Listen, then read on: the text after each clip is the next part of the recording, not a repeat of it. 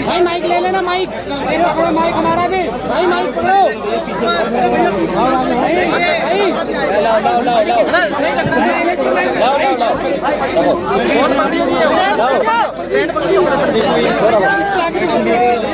और है भाई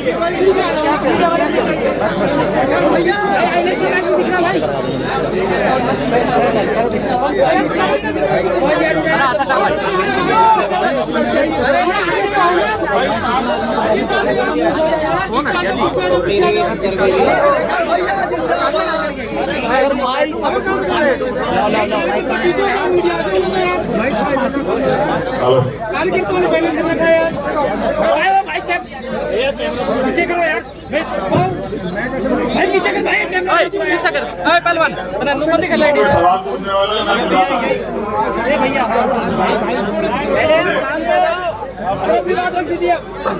युवाओं के भविष्य को बचाने के लिए, युवाओं को सशक्त करने के लिए जो आंदोलन जंतर मंतर पे चल रहा, संविधान बचाने का, युवाओं के भविष्य को बचाने का, इंस्टीट्यूशन बचाने का जो आंदोलन जिसकी शुरुआत सीजेपी के साथियों ने की है, अब वो आंदोलन गति पकड़ रहा है। क्योंकि भले ही गर्मी क्यों ना हो, लेकिन संघर्ष से लोगों के दिलों में ठंडक जा रही है। मैं बड़ी जिम्मेदारी से कह रहा हूं, ऐसे आंदोलनों की देश को जरूरत है। ये जंतर मंतर पे तो होना चाहिए, इसके साथ देश के हर एक कोने में होना चाहिए संवैधानिक रूप से, संवैधानिक मर्यादा के अंदर। जैसे यहाँ चल रहा है, ऐसे ही आंदोलन पूरे देश में खड़ा होना चाहिए। और इसकी गूंज से सरकार को वो जो फैसले बंद कमरे में लिए जाते हैं, वो जनता के हितों को, नौजवानों के हितों को ध्यान में रख के लेने चाहिए। बुरा ये है कि 17-18 दिन से यहाँ अनशन चल रहा है। सोनम वांगचुक और 4 बच्चों से और मैं मिला हूँ जो पीएचडी के स्टूडेंट हैं, वो अपने जीवन की परवाह नहीं कर रहे।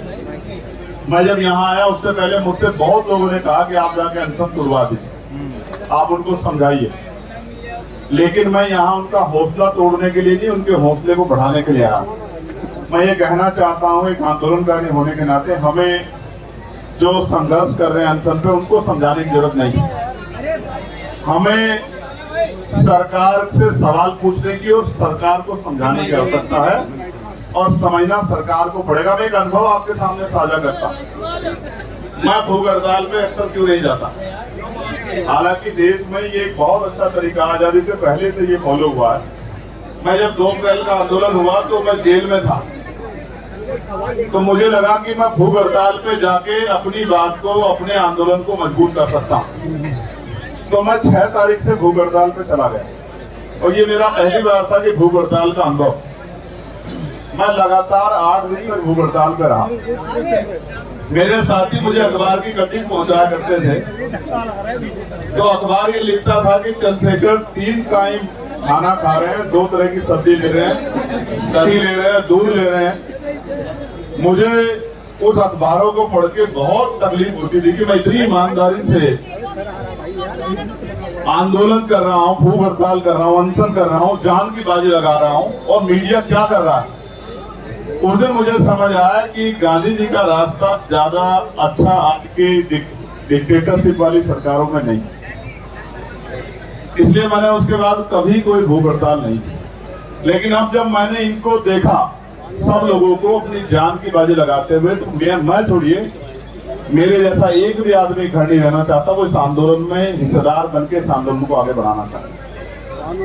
जब मुझे 8 दिन हो गए तो मुझे एक शख्स ने कहा, ये इनको भी काम आएगा। वो मेरे बड़े भाई थे, वो मुझसे जेल में मिलने आए।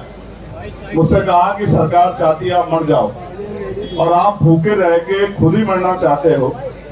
अगर आपको क्यों हत्या करेगा तो उसको जेल होगी, फांसी की सजा होगी, आजीवन सजा होगी।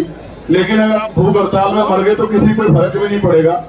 तो आप भूख हड़ताल का रास्ता छोड़ो, संघर्ष का रास्ता अपनाओ।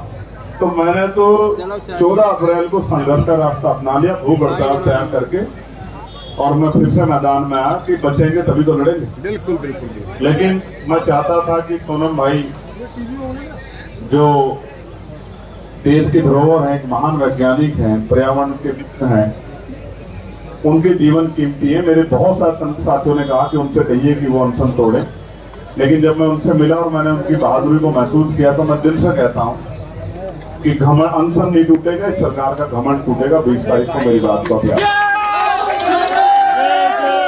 और आंदोलन होगा। उस आंदोलन में सबसे बड़ा सहयोग